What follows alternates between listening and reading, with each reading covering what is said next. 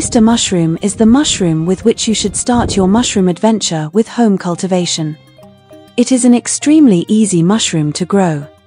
Right after the champignon, oyster mushroom is the most frequently cultivated mushroom due to its high taste, nutritional and medicinal value. The substrate for growing this mushroom can be cereal straw or wood, or sawdust. And if you buy a ready-made bale with mycelium properly prepared by the manufacturer, all you need is proper care and the choice of place for optimal harvesting. The resulting bale should remain in the foil with holes to prevent the substrate from drying out. Oyster mushrooms can be grown indoors all year round. When it comes to choosing a place for cultivation, oyster mushroom mycelium grows best in a cool room, i.e. a garage, a gazebo, a porch, a vestibule, a corridor, or any other unheated utility building. The temperature in such a place should not exceed 25 degrees Celsius and not less than 8 degrees Celsius, and the ideal temperature is 10 degrees Celsius and 16 degrees Celsius. Oyster mushrooms fruit best at low temperatures. If the mushrooms are too high, there will be fewer mushrooms, the bale itself will dry out quickly and they will be of lower quality. If the temperature is too low or too high, the cube stops its development, but when optimal conditions return it begins to bear fruit again. Never place a bale with mycelium near a radiator or on a windowsill in direct contact with the sun's rays. In the initial phase of cultivation, the bale may be in complete darkness. But once we see the first mushroom buds in the holes, where black dots the size of a poppy seed begin to emerge from the white growth, we should provide access to light for approximately 8 to 12 hours a day. Until the buds appear, it is advisable to limit access to fresh air and maintain high humidity. When mushroom buds appear in the places of perforation, we must provide access to light for about 8 hours per day, natural or artificial such as fluorescent lamps. The room should be bright, it can be placed near a window, but not directly in the sun. The best part of the house will be with a window facing east.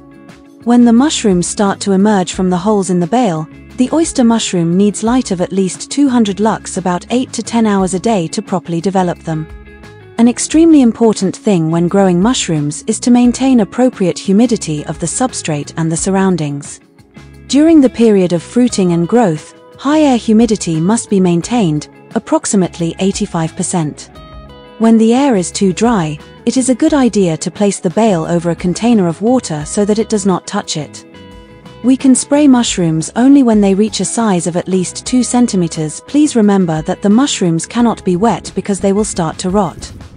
Therefore, when watering the bale, increase ventilation so that the water evaporates from their surface for up to 2 hours. You can also sprinkle the floor around the bale. We can spray the bale itself only when the fruiting bodies reach a size of 2 to 3 centimeters, especially on dry and sunny days. We do not water damp mushrooms because they may turn yellow, dry out or grow unshaped. The aspect of maintaining appropriate moisture is important. Mushrooms like moisture, but they cannot be too wet. This applies to both the substrate with mycelium and the fruiting bodies themselves, and this should be especially remembered.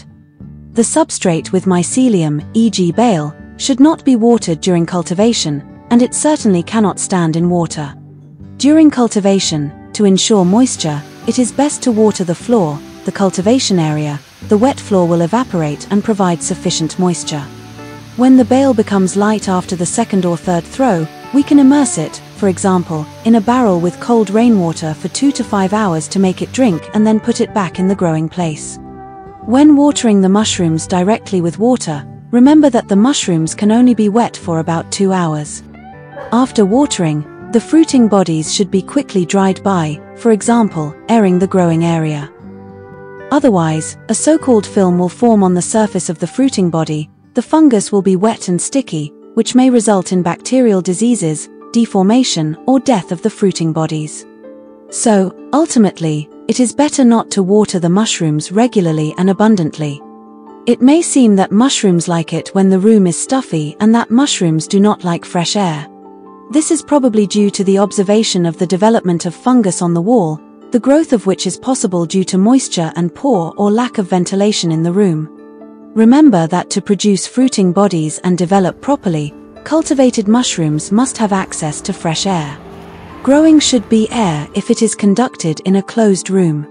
If you want, you can place such a bale outside. Oyster mushroom cultivation can be carried out outdoors from March until the end of October. Even temperatures below zero and snowfall will not harm an already established crop. The oyster mushroom bale should be placed in a shaded place, protected from the wind. It would be good to cover it with some bushes, but remember that it cannot grow without access to light, but not in direct sunlight.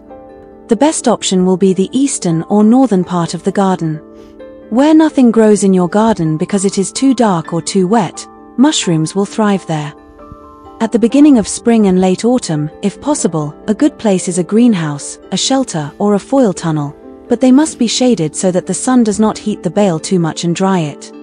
Oyster mushrooms can be grown all year round. Even frozen bales left in unheated rooms during winter still bear fruit in spring. One of the cultivation options when you have no other options for field cultivation of oyster mushroom is to dig a hole 60 centimeters, 120 centimeters, and 40 to 50 centimeters deep.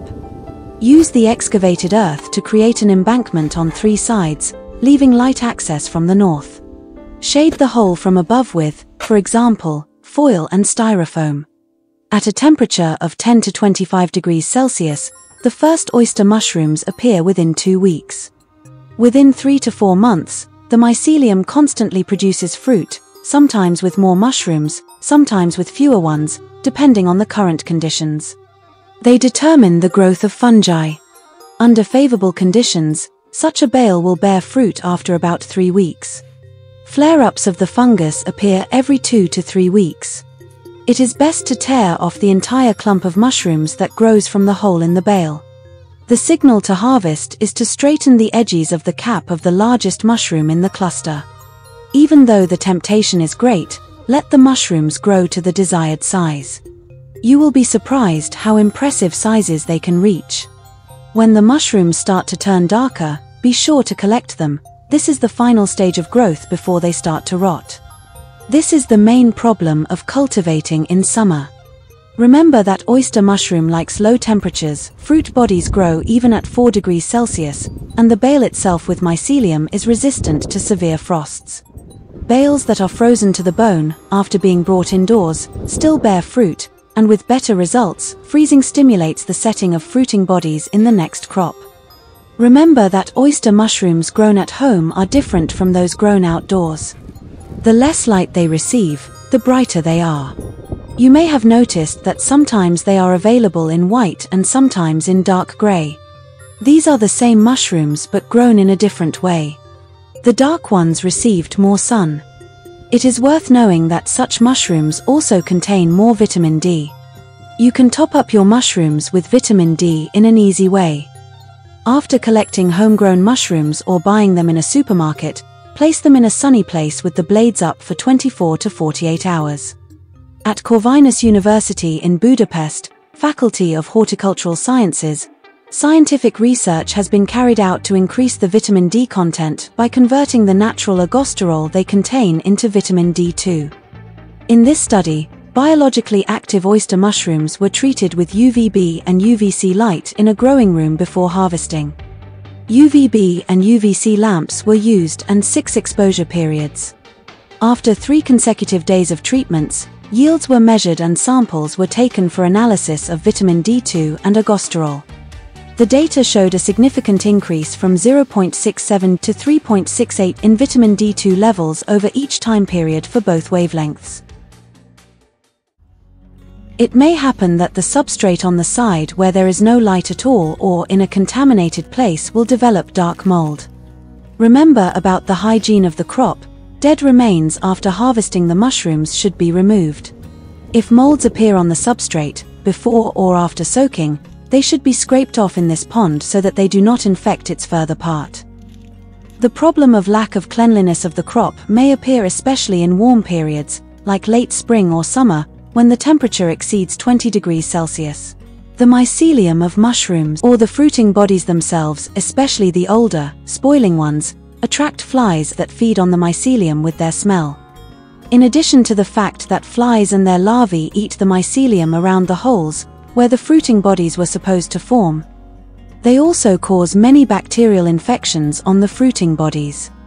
That is why it is so important to throw away old, dried or spoiled mushrooms as far away from the crops as possible. The situation with mushrooms is a bit like with fruit. When we bring them into the apartment, fruit flies come out of nowhere. As a preventive measure, it is a good idea to place, for example, an insect repellent plate or glue near the crop. Another danger may be snails. This mainly applies to outdoor crops. The snail can eat all the mushroom buds on the bale in one night and deprive us of the expected harvest. Most snails are invisible during the day because they are only active in the evening, night, and early morning. Therefore, it is important to protect outdoor crops preventively by tying the bale low above the ground on a tree, or scattering sawdust, powdered lime, and pine needles around the bale, which constitute an impenetrable barrier for the snail. Many people, seeing a bale with small holes for the first time, think that few mushrooms will grow from such small holes, but if I make more of them and larger holes, I will have a larger harvest. But no. Cutting additional holes or removing the foil from the bale is a mistake. Unfortunately, in this case it is usually the opposite. Due to the fact that cultivation is carried out in amateur conditions, we are not always able to ensure a sufficiently high air humidity of 90 to 95% after such treatments, which actually results in drying of the cut places and weakening of the binding activity of the entire bale. The number, size, and arrangement of holes in the bale are usually calculated for the relatively largest set, in several consecutive projections. You will get the highest harvest in the first 3 flushes, i.e. approximately 2 to 3 months of bale cultivation. After each harvest, we should maintain high humidity because on a dry bale there will be no subsequent crops or they will be weak. If we find that the mycelium is very light and therefore dried, we can immerse it in cold water for 2 to 3 hours and then put it back in its place. When the mycelium stops bearing fruit, you can use it in the garden as fertilizer. Contains many nutrients that are good for plant. This spent mushroom substrate makes great compost to add to your gardens. There are only a few flowering shrubs, gardenias, camellias, and hydrangeas that do not like mushroom compost. But apart from that, used mushroom substrate is gold in the garden. Large amounts of substrate should be aired for several months in the open in mounds to allow the salt to be washed out before being used for fruit and vegetable crops. Smaller amounts can be evenly mixed into new garden beds or added to the compost bin. Don't be surprised because you can even accidentally grow mushrooms right on top of the composter. These mushrooms can also be grown by inserting a peg into the wood, or you can make your own substrate, a prepared mixture, like straw or sawdust, which must be sterilized beforehand. After harvesting, mushrooms can be stored for a week at a temperature of 2 to 6 degrees Celsius without any quality loss. The taste and nutritional properties of oyster mushroom are rated very highly, and this is evidenced by the huge variety of dishes prepared from it. From those typical for mushrooms to those specific only for oyster mushroom, e.g. pork chop or tripe. Mushrooms can be eaten, fresh, frozen, dried, salted, pickled. Oyster mushrooms can be recognized by their light beige or light gray flat fan-shaped cap, which is 5 to 15 centimeters in size, as well as a small stem and visible gills on the underside of the cap. Oyster mushrooms have a fleshy and delicate taste. Their delicate flesh means that they do not need to be cooked for a long time, just a few minutes. These mushrooms do not lose their volume during preparation. Oyster mushrooms are often an addition to soups and meat sauces or meat dishes. Their taste goes perfectly with chicken, veal, and fish. In addition to its taste, oyster mushroom has great nutritional value. It is rich in B vitamins, and also contains large amounts of vitamin PP, niacin, and minerals of potassium, calcium, sodium, magnesium, iron, phosphorus, and zinc. We cannot forget about valuable protein, about 70% of which is digested by the human body. The presence of beta-glucan, a substance that has anti-cancer properties, was detected in oyster mushroom fruiting bodies. Moreover, the folic acid and enzymes contained in oyster mushroom reduce blood cholesterol levels. Happy growing! Don't forget to subscribe to my channel and give it a thumbs up.